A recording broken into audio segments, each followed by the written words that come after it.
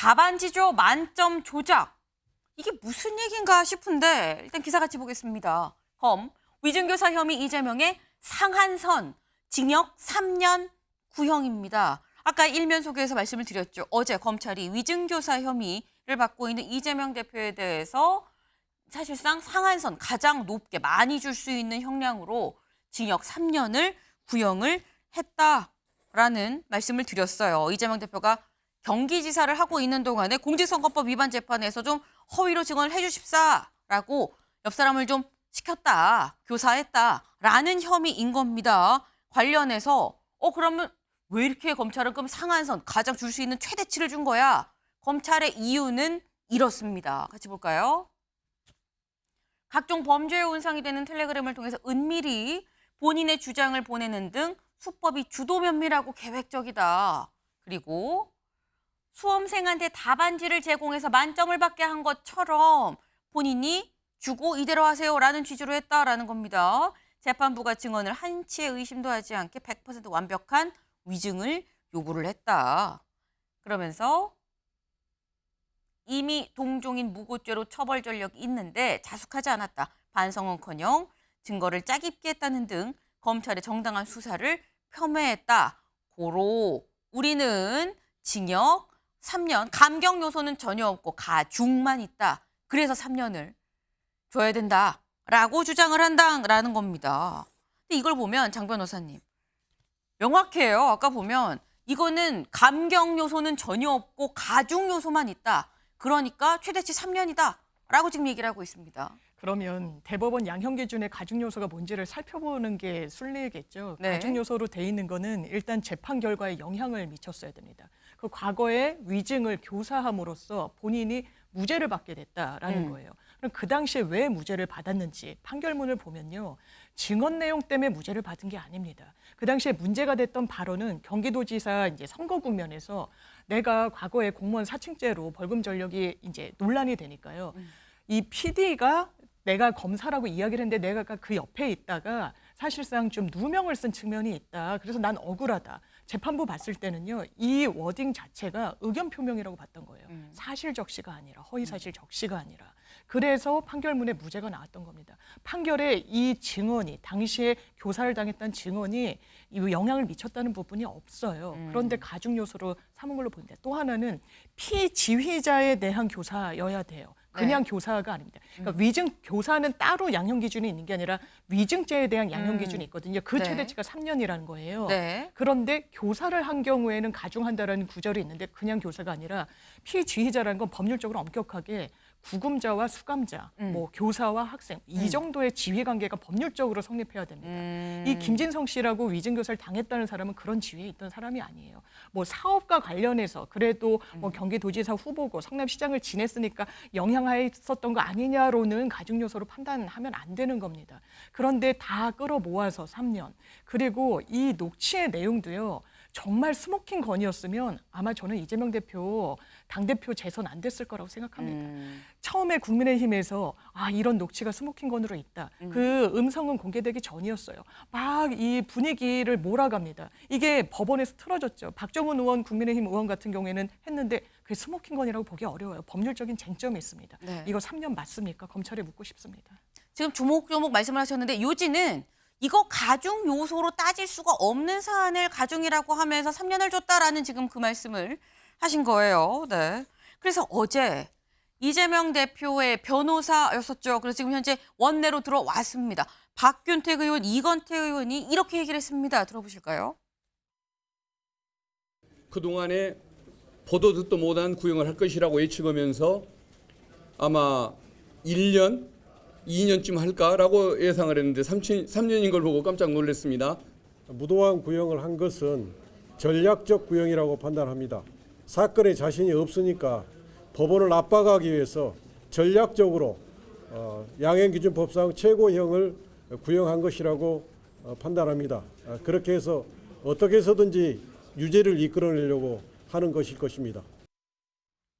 네, 어떻게 해서든 유죄를 이끌어내려고 지금 검찰이 구형을 이렇게 세게 부른 거 아니겠느냐라는 얘기예요. 이거 보겠습니다. 민주 최고형 구형의 분노, 대선 후보 등록 막기 위한 공작이다라고 민주당은 지금 보고 있는 것 같습니다. 신주호 위원님. 네. 검찰은 당연히 유죄를 받기 위한 집단 아니겠습니까? 범죄자를 향한 사법적 네. 판단에서 당연히 유죄를 받기 위한 집단을 저렇게 매도하는 것이 온당합니까? 저는 그건 아니라고 봅니다. 그리고 이재명 대표가 떳떳하다면 무죄 나올 겁니다. 네. 그거는 물론 저희가 11월 달 그걸 봐야 되겠지만 작년에 이재명 대표가 단식했을 때 그 영장 심사를 하지 않았습니까? 그 당시에도 이 위증교사 혐의에 대해서는 소명이 된 것으로 본다라는 법원의 판결문이 나와 있습니다. 그 정도로 지금 법원 내에서는 사법부에서는 판단하기로 이재명 대표의 유죄가 어느 정도 확실시 된다라는 것이 저변에 깔려 있는 것 같고요. 네. 저는 그렇기 때문에 아마 올해 첫눈이 내리기 전에 이재명 지도부는 무너질 거라고 생각합니다. 이재명 대표가 최근에 전남 그 현장 최고위 가서 네. 이번 영광 곡성 그 재선거에 따라서 네. 지도부가 무너질 수 있다 이런 얘기 하지 않았습니까? 네. 저는 그거에 더해서 11월 달에 이재명 대표의 사법 리스크가 현실화되면은 첫눈 내리기 전에 이재명 대표 체제는 막을 내릴 수밖에 없고 올해 연말쯤 되면은 민주당은 또다시 전당대회 열기로 가득 찰 거라 그렇게 생각합니다. 지금 첫눈 내리기 전에라고 시점을 딱 박으셨어요. 서영주 대변인님. 네. 첫눈 내리기 전에 이재명 대표 체제는 막을 내릴 것이다. 라는 전망이 나왔습니다.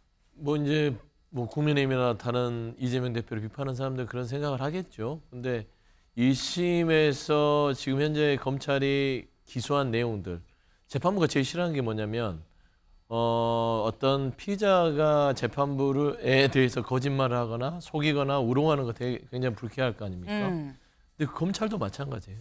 검찰의 기소가 재판부를 우롱하고 농락하고 짜깁기해서 재판에 영향을 주려고 하는 것들, 재판부가 당신들 검찰에게 내가 놀아날 줄 알아? 이런 마음을 가질 수도 있어요. 그렇기 때문에 저는 구형 자체를 보면 야당 정치인에 대한 어떤 묻지마 구형이라고 보는 게 저는 맞는 것 같아요. 선거법도 최고형 2년을 선고하고요.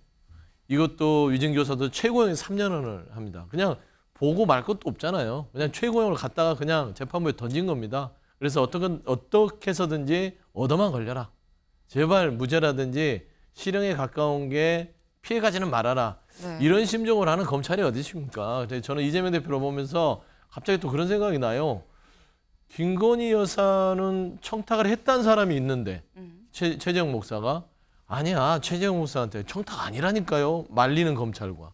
김건희 여사는 명품백을 받았으나 무혐의라고 하면서 참 미묘한 불기소를 할지 기소를 할지 갈등하는 검찰을 보면서 이거는 검찰의 이런 모습도 보이는데 또 단면은 이재명 대표는 거침없이 그냥 구형을 하는 검찰을 봤을 때 과연 국민들이 어떻게 볼 것인가. 그리고 재판부도 다 보고 있다.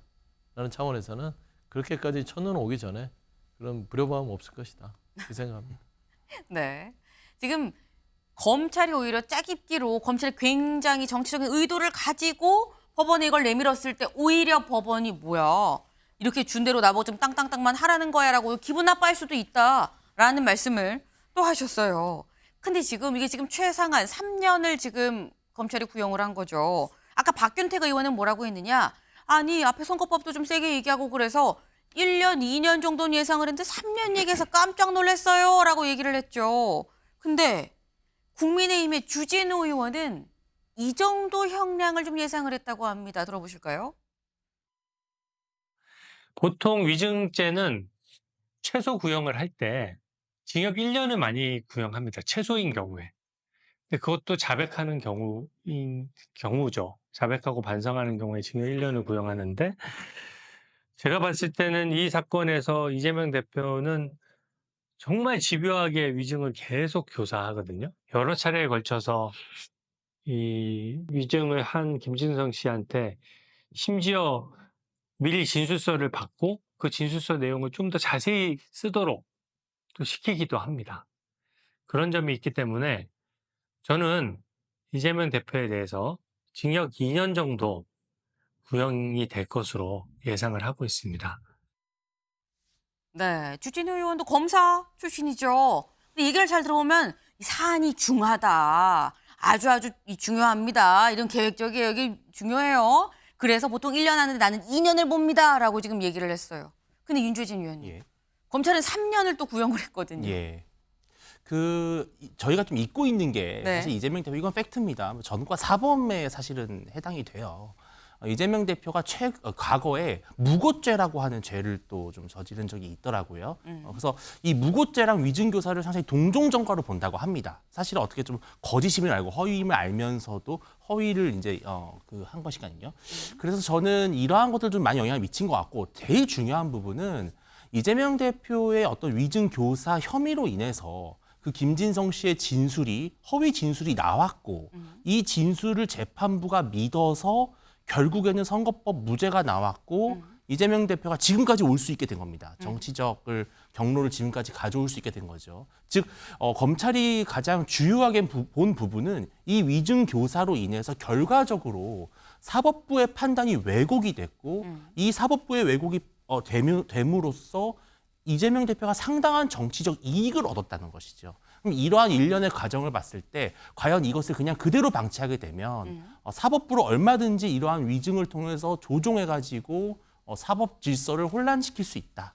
그러한 위기의식이 상당히 크기 때문에 구형을 한 것인데 사실은 뭐 이재명 대표뿐만 아니라 다른 형사사건도 마찬가지인 게 검찰은 상당히 좀 적극적으로 구형을 합니다. 재판에서 이기기 위해서요. 이 마지막 판단은 결국은 재판부에 있는 것이고 또 1심, 2심, 3심을 통해서 계속 걸러지기 때문에 네. 사법부의 판단을 이제 지켜보면 되는 것이지 검찰이 표적을 삼아서 구형했다라고까지 해석하기에는 좀 평소 다른 사건과 비교해서 좀 무리가 아닌가 생각을 합니다. 네. 근데 지금 근데 왜 이거 이재명 대표의 재판인데 왜 정작 이재명 대표 입장은 얘기를 안 해주는 거야라는 생각하지 않으셨나요? 박균택 의원, 이건태 의원 얘기 말고 이재명 대표가 그래서 뭐라고 얘기했냐고. 그래서 준비했습니다. 들어보실까요? 자, 잠깐만. 자, 카메라 있어야 되니까. 잘 보이죠? 이쪽으로. 없는 사실을 만들어서 억지로 만든 사건입니다. 구형이야 5년, 7년도 할 수 있겠지요. 그야 검사 마음 아니겠습니까? 그러나 재판이란 실체적 진실에 따라서 합리적으로 이루어지는 것이고 재판뿐만이 아니라 국민과 역사의 심판도 반드시 뒤따른다는 것을 이 나라 역사 최악의 정치 검사들은 깨우쳐야 될 겁니다. 네. 어제 검하죠. 해가 지고서 이재명 대표 지금 나왔습니다. 근데 이재명 대표 뭐라고 했느냐? 구형이야 얼마든지 할 수 있지만 재판 판결 결과는 다르다라고 지금 얘기를 했었어요. 근데 이 얘기를 서영주 대변인님 네. 보니까 약간 작심을 했다고 해야 될까요? 기자들이 이렇게 물어보니까 카메라도 와야 되니까 여기 이 자리 일로 모이세요 라고 해서 얘기를 했습니다. 그렇죠. 지금 뭐 이재명 대표의 수사 자체가 윤석열 대통령, 그러니까 윤석열 정권이 들어서서 지금까지 이어진 거잖아요. 그리고 이제 재판에서의 검찰 구형이 2년 한 거의 반 만에 이루어졌다고 봤을 때는 오랫동안 생각을 준비하지 않았겠습니까? 이 정권이 검찰의 무도한 어떤 야당 대표에 대한 집요한 수사에 있어서 결국에는 구형을 통해서 정점을 찍었고 거기에 대해서 이재명 대표가 그동안 생각했던 부분들을 국민께 알려야겠다라는 작심 발언이죠. 그래서 저는 이 발언들이 국민들이 듣고 판단하실 것이고 네. 재판부도 참고를 할 거라고 봅니다. 그래서 제가 앞서도 얘기했지만 검찰의 이 같은 수사의 행태 자체를 재판부가 판단하는 것이죠. 공소장도 보겠지만 이게 정치적 의도가 있느냐 없느냐. 정치적 의도가 없이 진짜 순전히 다른 사람과 똑같은 판단하에 검찰이 수사를 했는지도 재판부가 봤을 때는 이거 뭐 당연히 재판부 현명한 판단을 구할 수밖에 없는 상황 아니겠냐. 좀 그렇게 보입니다. 네. 이재명 대표 입장에서는 한 2년 반 만에 거의 한참 만에 지금 1심 결과가 나오는데 그동안 얼마나 많은 생각을 고르고 갖고 있었겠느냐라는 말씀을 하셨어요. 근데 지금 저희가 본 거는 이재명 대표가 결심 공판이 끝나고 이 징역 3년 구형을 받고 나와서 한 얘기죠. 근데 재판에 들어갈 때, 결심 공판 들어갈 땐 이렇게 얘기했습니다. 들어보실까요? 나는 일본 사람 아닙니다. 이럴 때 아닙니다를 떼내면 내가 일본 사람이라고 말한 게 되겠지. 없는 사실 얘기할 필요 없다. 사건을 재구성하자는 거 아니다. 이런 얘기를 제가 30분 통화하는 동안 12번 했습니다. 근데 검찰이 그런 내용은 다 빼고 짜집기를 해가지고 위증을 교사했다고 기소를 하니 이게 사건 조작, 증거 조작 아니고 뭐겠습니까? 법정에서 통화 녹취 재생됐는데 아직도 검찰의 짜깁기라고 보십니까? 그거는 기자 여러분이 한번 들어보세요. 묻지 말고 들어보면 알 수 있지 않습니까? 그런 노력은 최소한 하세요. 네. 이재명 대표 살짝 화가 난 듯해도 보입니다. 아, 검찰에 지금 짜깁기라고 생각을 하시는 겁니까? 이 법정에서 녹취 틀었는데요. 근데 거기에 대해서 한번 들어보세요. 그 노력은 최소한 해야 되는 거 아닙니까? 라고 얘기를 했습니다. 그래서 그 녹취가 뭔지 직접 들어보시죠. 주로 내가 타겟이었던 거. 그냥 있는 대로 뭐 어차피 세월은 다 지났잖아요. 너무 오래돼서 기억도 사실 크게 기억도 잘 안 납니다. 사실 안 나는데. 생각을 한번 더 살려봐 주시고. 예. 또 어떤 취지로 저기를 해야 되는지를 한번. 네네. 내가 변론 요지서를 하나 보내드릴게요. 예, 그래도 돼요. 우리 주장이었으니까 한번 기억도 더 살려보시고. 다른 자료는 안 가지고 있으니까. 예. 재판에 주장했던 거. 그걸 보면 제가 더 그러죠. 내가 한번 일단 보내드릴게요. 네. 장유미 변호사님. 이재명 대표는 지금 저 녹취가 짜깁기다. 그리고 평소랑 좀 다르게 약간 원래 언론의 그런 모습은 사실 처음 본 것 같은데 약간 벌컥한 느낌도 좀 느꼈습니다. 본인은 되게 억울할 거예요. 너무 이를테면 억울해서. 검찰 진짜 김건희 여사는 면죄부를 못 줘서 안달입니다. 사실 이런 법이 어디 있습니까? 그리고 뭐 구약 성경 이야기도 했지만 김문기 초장 나 그 당시에 기억을 못했다라고 얘기해서 구형 2년을 하잖아요. 김건희 여사 구약 성경 줄줄 웬다고 하는 건 사실입니까 아닙니까? 이런 이야기까지 나오는 국면 아닙니까? 그렇다면 아까 주진우 의원도 뭐 집요하게 변론 요지서를 텔레그램으로 보냈다라고 하는데요.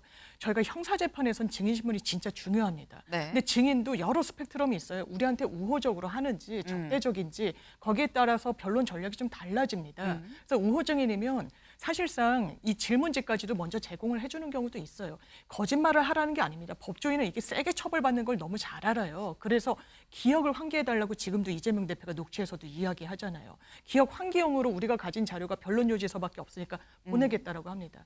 인력 풀이 그나마 좀 여유가 있는 대형 로펌 같은 데서는 시뮬레이션도 하고 들어갑니다. 검찰처럼 묻고. 이게 죄가 되지 않아요. 집요하다는 표현으로 하는 건 검찰의 시각입니다. 아마 주진우 의원도 평생 검사로 사셨으니까요. 변호사는 짧게 하셨고.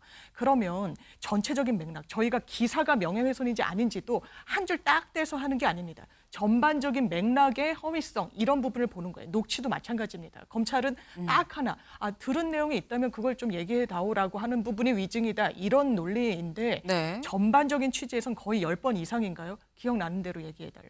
그 당시에 어떤 상황인지 환기를 해달라고 이야기합니다. 그 이상을 할 수가 없어요. 그 이상을 하면은 문제가 될 수 있다는 걸 법조인이잖아요. 이재명 대표 너무 잘 알기 때문입니다. 네. 전반적인 맥락이 30분을 다 들으면 그렇게 현출이 됩니다. 그래서 기자분들께도 이걸 한번 다 들어주십사라는 요청을 한 것으로 보입니다. 이재명 대표 입장에서는 좀 억울한 상황이다. 이거를 무슨 뭐 억지로 교사를 했다고 볼 게 아니라 다른 로펌들은 다 뭐 그렇게 하고 간다. 뭐 지금 그 말씀을 하셨어요.